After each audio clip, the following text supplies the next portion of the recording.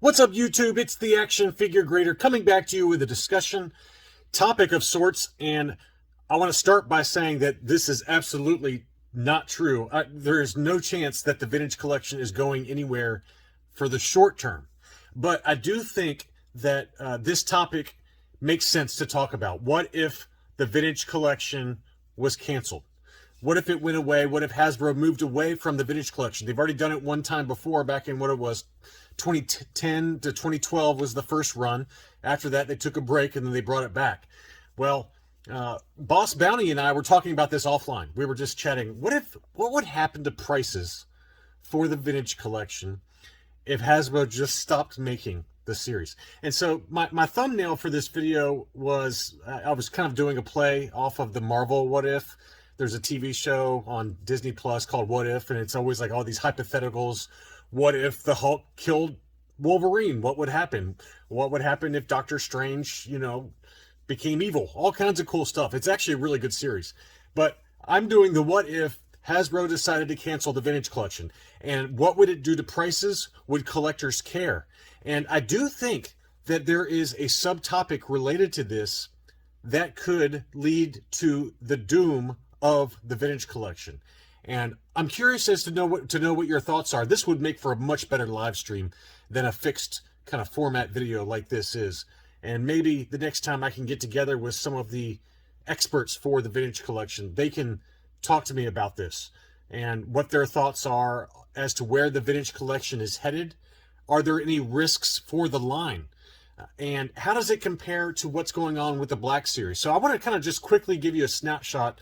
And again, the Marvel What If series is on TV. If you haven't checked it out, check it out. There's some really, really good episodes on there. Not all of them are great, but I will tell you that I've really enjoyed that What If series for Disney Plus, and found some good episodes. But let's talk about the vintage collection. I feel like more than ever, the vintage collection is the king of pre-order.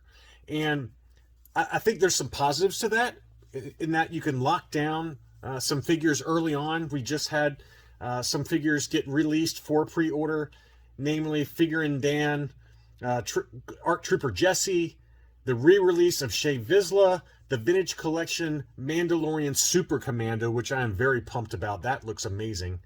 The Mandalorian Loyalist Aerial Trooper. We had the vintage collection Lando Calrissian Battlefront 2. That yellow shirt he's got is amazing. And that's just what was released this past week. I've got pre-orders out the wazoo with Big Bad Toy Store, including a number of those ARC Trooper figures that are coming. Those 3 different ARC Troopers, the Lambda Seeker, the Umbra Operative. There's some really nice figures coming this year. So the health of the vintage collection is better than ever, in my opinion, in terms of new releases, in terms of Hasbro's willingness to devote resources to the line and to finish the 96, all of the topics that Boss Bounty and Only One Kenobi talk about all the time. But I guess my question to you guys is a couple of things.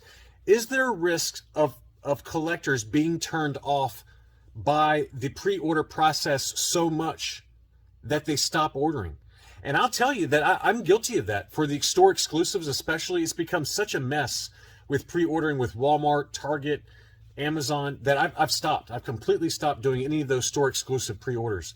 And I either don't get them at all, or I get them from trusted friends like Boss Bounty, or some trusted resellers on eBay like Bounty Hunters Guild, or I get them from overseas like Star Action Figures, Robot Kingdom. There's some companies overseas that deliver really mint fresh figures, and I don't have to deal with the stupid pre-order garbage that a lot of U.S. collectors got to deal with. And not to mention, we have figures like the Target exclusive Droids series figures, Boba Fett, R2-D2, and C-3PO. C-3PO has made it here, but R2-D2 and Boba Fett have not. And Canada is already getting restocks, so that's made U.S. collectors for the vintage collection pretty angry, just seeing restocks in Canada for these Droids figures that the U.S. still hasn't gotten yet. And the whole concept of charging our credit card and then canceling. I got a notification that all my orders pre-orders were canceled with Target, yet they're still charging my credit card and then crediting it back, charging my credit card. I mean, it's just such a mess. I don't understand why it's so difficult for them to get their act together.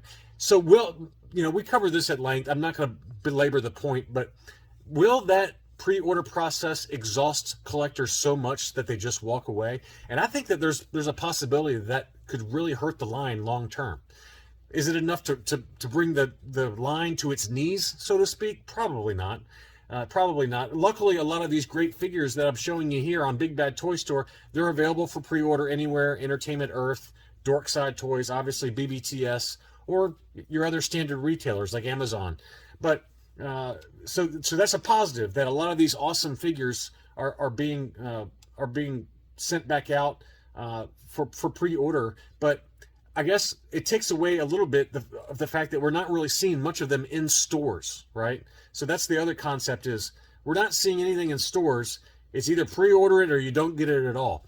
And I think it's because this pre-order process allows Hasbro to streamline their operations and make their operations so efficient in terms of the exact amount of manufacturing batches that they have to produce, that it limits waste, it limits peg warmers.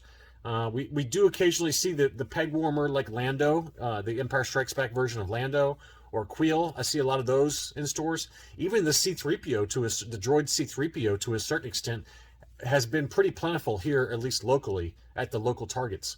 But those are really, off the top of my head, the only major peg warmers. I mean, occasionally the Leia Endor I've seen on some of the Facebook group photos as being a peg warmer at Walmart. I personally haven't seen any of those 50th anniversary Lucasfilm figures at retail myself, locally. So I think Hasbro, by doing this pre-order process and by making us pre-order stuff 8 to 12 months in advance in some cases, it allows them to streamline their manufacturing operations and to limit waste and to limit peg warming or losses. But the other side of that is that collectors don't get to go out and go toy hunting anymore. And make no mistake, there are kids that maybe play with action figures, but the vast majority of this market is adult collectors. And I've had people watch my episodes and say, these are toys, these are kids' toys, stop trying to make these out like they're investments. You can think whatever you want to, okay? I'm not trying to tell you how to think.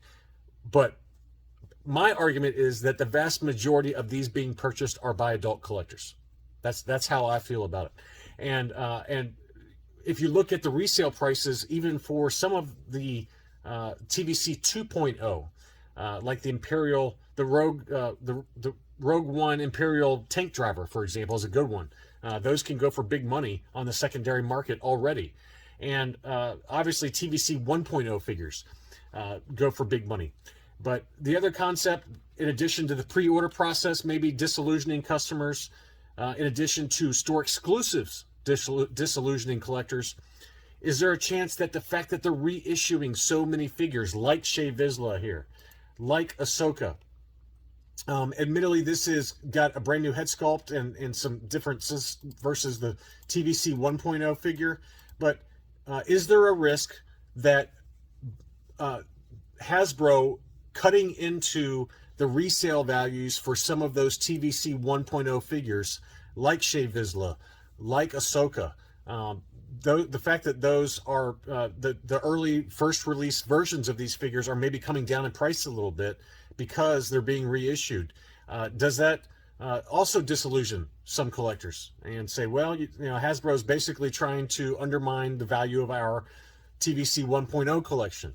So these are all threats, I think. I'm not saying that these threats are large enough to cause the vintage collection to go away completely, but these are absolutely factors that Hasbro maybe hasn't thought about, and could potentially lead to decreased sales, such that they rethink their commitment to TVC.